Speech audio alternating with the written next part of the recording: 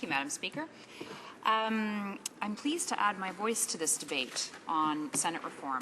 And as has been made clear in this House, the NDP, our position is to abolish the Senate. And I'm comfortable with that position. I support that position. I advocate for that position. But at the same time, I am all right with talking about other ideas. I love hearing from my constituents about this issue. We have different perspectives on this issue. But unlike the Conservatives, I'm not afraid of different perspectives. I'm not afraid of people sharing their ideas with me, even if we might not agree at the end of the day with how to solve this problem.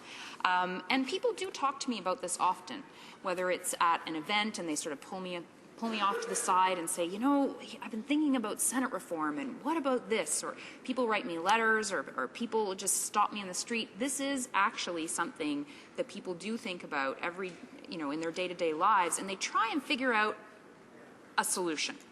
They're trying to work through, what can we do here? Why are all of these constituents preoccupying themselves with Senate reform? I think, that's parliamentary procedure is not exactly a thing where people sit at home over dinner and think, oh my gosh, what will we do about parliamentary procedure? But they care about this because they see that the system we have isn't working, and they see that the Senate is not serving the purpose it was intended to serve. And so people do legitimately talk to me about their ideas, and I listen to them. Before I came in to the chamber today, I looked through some letters that I got from folks about Senate reform, and I wanted to share just a couple of them with you. Again, they're proposing a solution that isn't my solution, but it's encouraging to hear from people to see that they are so engaged on this issue. And I wanted to share just a couple of letters with you. One from Andre McNeil, who's from Halifax. And he wrote to me actually last year. It was on International Women's Day. And I'm not even going to paraphrase. I'll just read you what he wrote because it's really heartwarming. He said, "Hello, Megan. While listening to a news item on women's representation in the Senate, or its equivalent in India, on the radio this evening, I thought that we in Canada should consider something similar. On the occasion of International Women's Day, I suggest that all Senate appointments be gender balanced, commencing today. From this point forward, every other appointment to the Senate should be a woman. To someone like myself, outside of politics, this seems like a reasonable possibility, since all Senate positions are appointed. As well, it should provide a much broader and improved representation for Canadians in the current approach. Is this concept too, quote, simplistic, or is this a viable alternative for public representation? Thanks for your time and efforts." Andre and I have a different solution, but the point is he worries about the fact that the Senate isn't working the way it is, and he's trying to come up with a solution. Mark Hofberg wrote to me, and he sort of summarized the proposal that he had, and he said, "My proposal changes the Senate from a regional representation body to one that represents the actual popular vote in the country, composed of a 100-seat chamber, with room for a rounding bump of a seat if needed. I would also allocate 5 additional seats for what the census would call Aboriginal Canadians, First Nations, Métis, Inuit. The 5 Aboriginal seats I feel are important because of the nature of representation of Aboriginal people in the country. Making up 5% of the population, but operating on wholly different governing systems, there's a lack of a voice in the direction of the country as a whole. The members would not be members of an existing party list, but would be determined by other means, and certainly not limited to those on or off reserves. After a federal election, the number of Senate seats for each party would be determined based on the popular vote. The parties would then select members to represent them in the Senate. The parties would have a list of potential candidates available within 10 days of the writ of election being dropped. I know the Senate is a topic of conversation." He's right. "So I wish to add my thoughts on it, thoughts I think would work well for all the parties in the House of Commons. Have a good day." So two examples of Canadians just writing to their MP about, here are some ideas. The system is broken. Here are some ideas on how to fix it. And I welcome those kinds of letters, and I welcome a discussion on Senate reform. I have a proposal. Why don't we abolish it? That's my proposal, and the reason I think we need to actually abolish the Senate is and I will quote, I want to make sure I get it right, a relic of the 19th century. Who said that? The Right Honourable Prime Minister. The 2006 Conservative platform said the Conservatives and the Prime Minister believe that the current Senate must either be reformed or abolished. An unelected Senate should not be able to block the will of an elected House in the 21st century. Oh.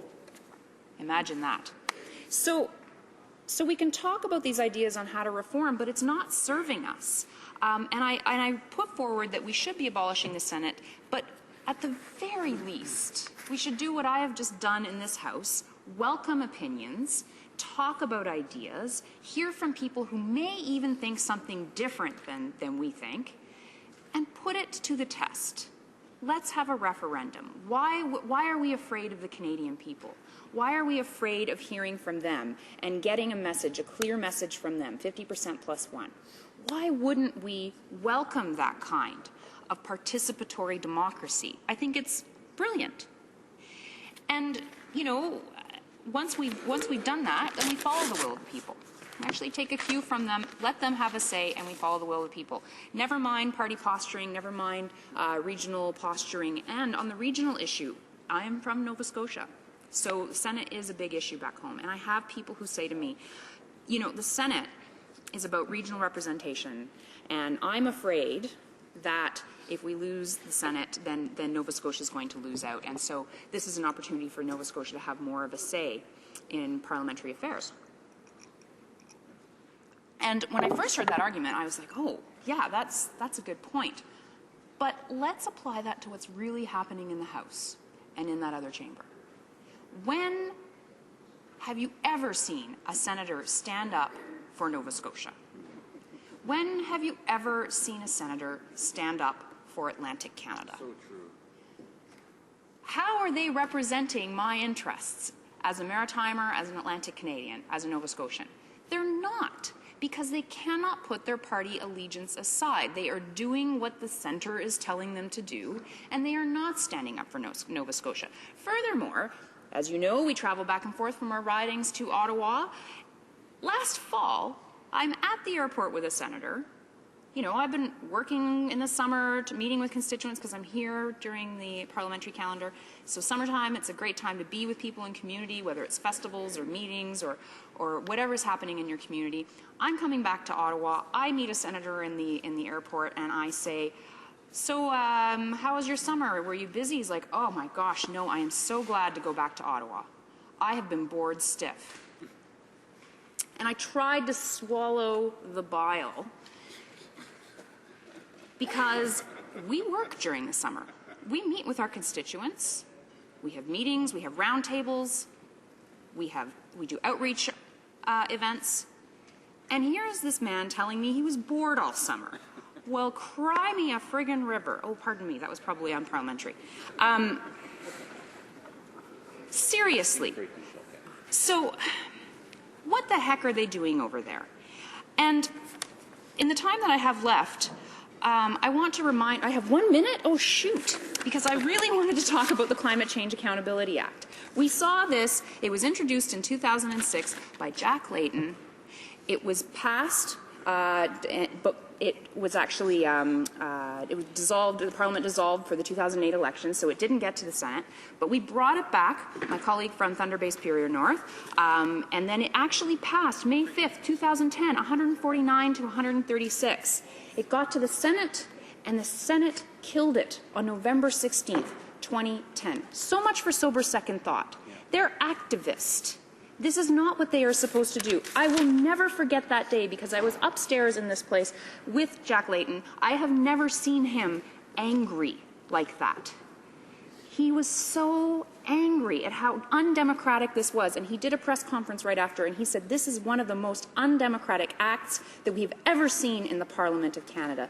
To take power that doesn't rightfully belong to them, to kill a bill that has been adopted by a majority of Canadians is as wrong as it gets when it comes to democracy in this country. I see that my time has expired, and I think it's probably really appropriate to end on those words from my former leader, Jack Layton. Thank you. Questions and comments? The honourable member for Alberni, for Nanaimo, I'm sorry, For Nanaimo, Alberni. Yes, I was right. Thank you, Madam Speaker. Well, the honourable member, being from Nova Scotia, raised the issue about whether senators from Nova Scotia were representing their province. I just wonder if she would take issue with the former Premier of Nova Scotia, now retired as former Senator John Buchanan. Did he not represent Nova Scotia? I wonder if she would take issue with Senator Don Oliver, a well-known lawyer, entrepreneur, educator, a member of the black minority in Nova Scotia, nephew of a Canadian opera singer, politician Bill White, and Labour Union activist Jack White. I mean, a distinguished Nova Scotian. Is this member suggesting that Senator Don Oliver does not represent the citizens of Nova Scotia? The honourable member for Halifax. Thank you, Madam Speaker. Senator Oliver actually is a really interesting fellow because he is one of the few senators that I actually see out there trying to engage with community. I get a newsletter from him. I don't agree with his position on policies, but he's actually someone who tries to engage with community. He does newsletters. He's out there and he's doing what he can as a senator, and I admire him for that. That doesn't change my position on the Senate, especially when I am hard-pressed to actually name the senators from Nova Scotia. I am a member of Parliament for the province of Nova Scotia, and I cannot tell you their names because they are non-existent in our province. They are not out there meeting with people. They are not out there talking about issues. I don't know what they do, and I am here in this place. It's incredible to me. There are some exceptions to the rule. I think Jim Cowan is working hard, and Senator Jane Cordy is working hard. Yes, we can say their names here. But beyond that, it comes down to the fact that the Senate is not working. It doesn't matter to me that these are nice people who I happen to like. It doesn't work. Question et commentaire, l'honorable député de Saint-Laurent-Cartierville. Merci, Madame la Présidente. I want to thank my colleague to have made more nuances now than in her speech in answering to my colleague, and to recognize the merit of many of our colleagues of the other chamber. But in her speech, she said something completely unrealistic. She said that one vote would be enough as a difference, 50% plus one vote to abolish the Senate. To abolish the Senate of a judicial recount. Completely unrealistic. And the question is, what she would recommend then if in this referendum some provinces would have clear majority asked for keeping the Senate, and she would have her one vote on the judicial recount to abolish it. What she would recommend to do, because her recommendation will have no impact anyway, because a referendum cannot change the Constitution, and she will still need unanimity of provinces to abolish the Senate. The honourable member for Halifax. Thanks. Thank you very much, Madam Speaker. And I didn't say one vote. I said a majority. 50% plus one is a majority. That's more than one. That is more than one vote. And why wouldn't we follow the will of the majority of Canadians? If the majority of Canadians are saying this is not something we want, then we act. And maybe I can't stand here and tell you then comes A, then comes B, then comes C. Maybe we need to take some time to figure out what that looks like. But we can find the political will to do it. Just because it might be complicated doesn't mean we shouldn't try and we shouldn't figure out a way to do it. And what I would say to the honourable member is, don't let them tell you it can't be done.